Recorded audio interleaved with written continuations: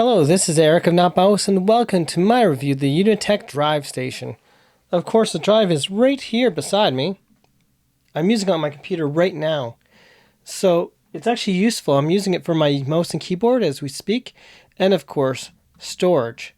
So, if I don't want to put it in my computer and I want to run a small case and I don't want to have to worry about wires everywhere, it runs as another drive letter on my computer.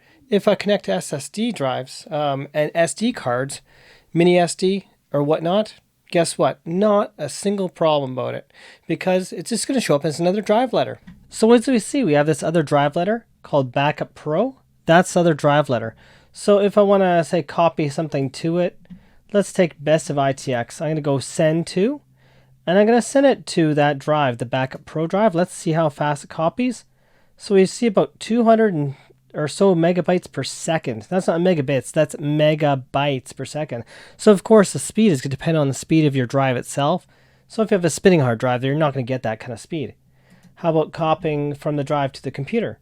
Well, let's copy something. Let's see how big this is. 15 gigabytes to copy from this drive to the computer itself. Well, let's find out here. Wow, it's transferring now at 380 some megabytes per second. That is pretty darn fast. Like, so you've got a spinning hard drive. The basic max speed is what, 150 megabytes if you're lucky. So this is faster, of course, than a spinning hard drive. It's an SSD, Samsung Pro Drive. The Unitek Drive docking station, I purchased this November 28th, 2020. And it's 16 terabytes of drive storage. So you can have a bigger drive, laptop size. SSD is AEJuice for backup all my files. You can charge your different devices with it. You can actually have all your devices connected in here and there's no limit.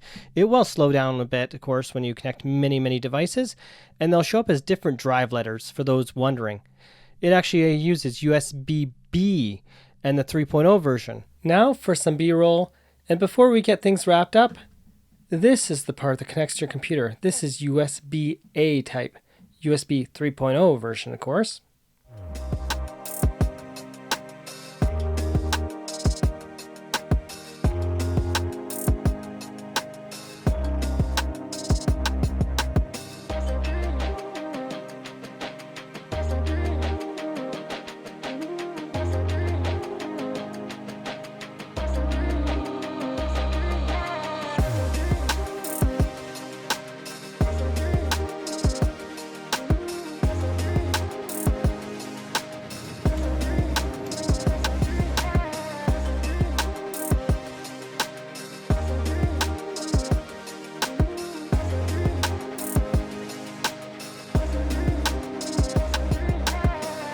So maybe you're wondering a little more about cable length.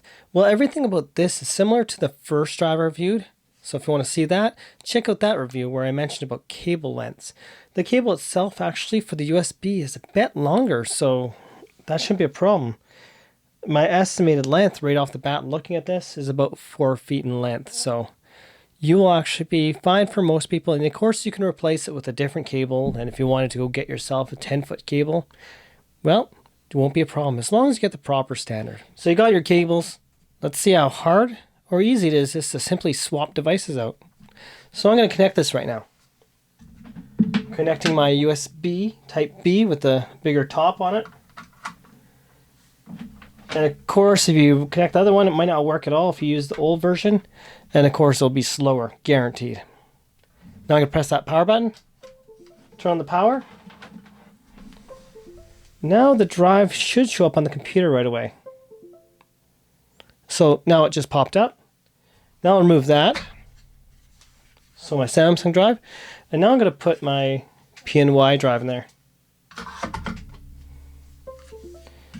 And so now it just showed up as another drive letter. Open the files. Now I'm going to stick my flash drive in there while the other drive's connected.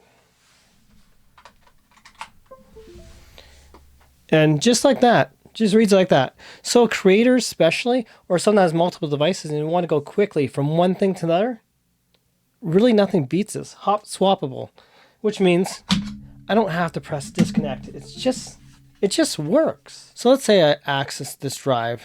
You'll see one of the lights flash on here. So I'm going to go to say the drive letter itself. And so go into there and click on a file. You'll see that one light flash. So accessing files, and of course, changing drives, you'll see, of course, different lights on the unit itself flash. And after 30 minutes, it goes on standby, but the drive letter will remain. It doesn't matter. So you can turn on and turn off your computer, and that extra drive, when it's installed in here, it'll show up as another drive letter even after half an hour, or even after 10 days of being installed in many reboots. So it works like it's actually connected directly to your computer. You're not going to be fighting with it. And of course, the simplicity, that's the reason I still use this to this very day. The dual drive itself, you can see the review right here, which are reviewed in a different video. Well, it does make noise when your drive is being accessed, and when you put multiple drives, it makes even more noise. It's not like loud or anything, but it's just noticeable.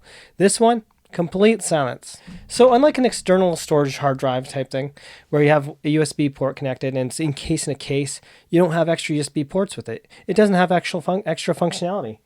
It doesn't have this SD port on here, so I can actually put an SD drive and take video from my camera and copy it to the computer at up to 90 megabytes per second.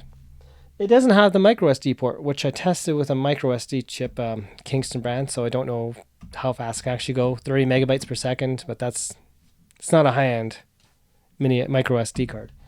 And of course, the USB port itself, which would probably be about 400 megabytes per second, about max transfer speed.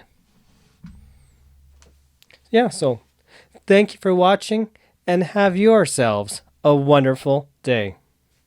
This is not BIOS, tech and hardware.